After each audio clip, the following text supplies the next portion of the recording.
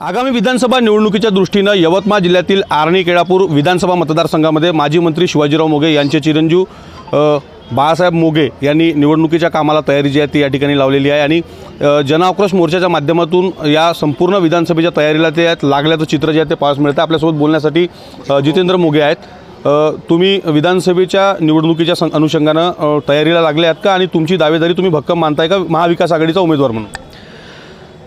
येणाऱ्या जे 2024 विधानसभा इलेक्शन आहे त्यासाठी मी काँग्रेस पक्षाकडे अर्ज भरलेला आहे आणि मी गेल्या 10 वर्षामध्ये या मतदारसंघामध्ये फिरत आहो। माझ्या जवळपास प्रत्येक गावामध्ये 4 अशा संवाद यात्रा झालेल्या आहे ज्यामध्ये आम्ही लोकांपर्यंत गेलो, त्यांचे प्रश्न समजून घेतले। आम्ही जरी सत्तेमध्ये नसलो तरी अधिकाऱ्यांकडे जाऊन त्यांचे प्रश्न सोडवण्याचा प्रयत्न केलेला आहे आणि त्या व्यतिरिक्त जर जे महाराष्ट्र लेवलचे जे प्रश्न आहे ज्याच्यामध्ये सरकारचे डोळे उघडले पाहिजेत तर त्यासाठी आम्ही रस्त्यावर उतरलो। आम्ही अनेक मोर्चे आंदोलनं आम्ही घेतलेले आहे। याच्यामध्ये जागल आंदोलन असो किंवा रस्ता रोको असो, गेले असे 10 वर्ष आम्ही आंदोलन केलेले आहे आणि त्या व्यतिरिक्त सामाजिक क्षेत्रामध्ये आम्ही सतत ब्लड डोनेशनचे कॅम्प असो, जवळपास 2100 ब्लड डोनेशन कॅम्प विक्रमी या जिल्ह्यामध्ये आम्ही केलं कोरोनाच्या काळामध्ये आणि 2100 जीव वाचवण्याचं आमचा कुठंतरी थोडासा खारीचा वाटा का होईना आमचा त्याच्यात राहिला।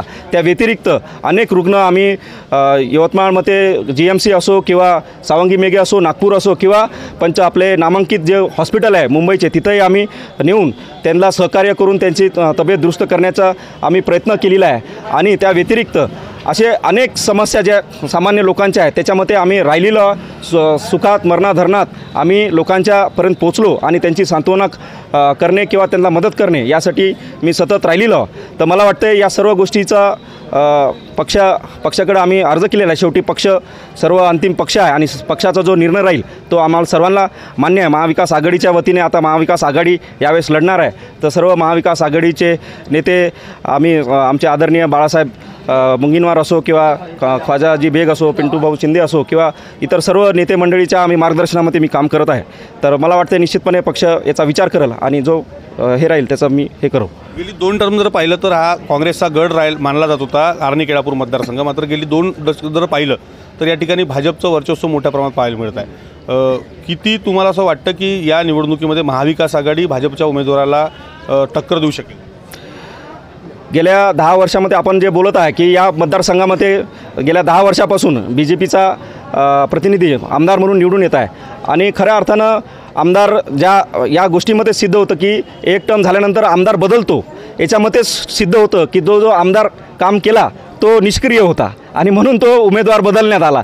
तर आम्हाला सिद्ध करायची गरज नाही, BJP स्वतः सिद्ध करते। जेव्हा उमेदवार बदलते तेव्हा हे सिद्ध होतं की इथले जे उमेदवार आहे ते कमकुवत आहे, ते काम नाही करत। आताही मला वाटतं 2024मध्ये जर उमेदवार बदलला तर परत तोच विषय येणार आहे की ह्यांचे जे आमदार देतात ते कमकुवत असतात, ते काम करत नाही। पक्षाने जे अपेक्षित काम आहे लोकांपर्यंत पोहोचले पाहिजे ते करत नाही आणि जर तो उमेदवार बदलला तर ते सिद्ध होईल। उमेदवार नाही बदलला तरी लोकांची तयारी आहे ते उमेदवार बदलवण्याची, कारण की कसं आहे आता आम्ही बोललो नाही पाहिजेत की आमदार निष्क्रिय असं तुम्ही म्हणता।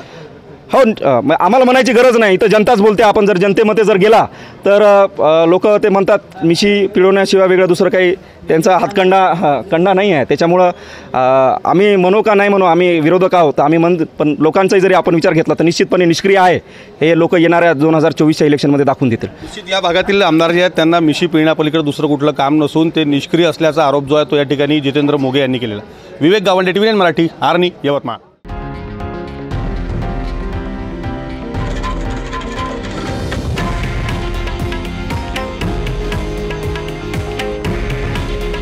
हे आहे देशातील नंबर 1 न्यूज नेटवर्क आणि आपण पाहत आहात TV9 मराठी।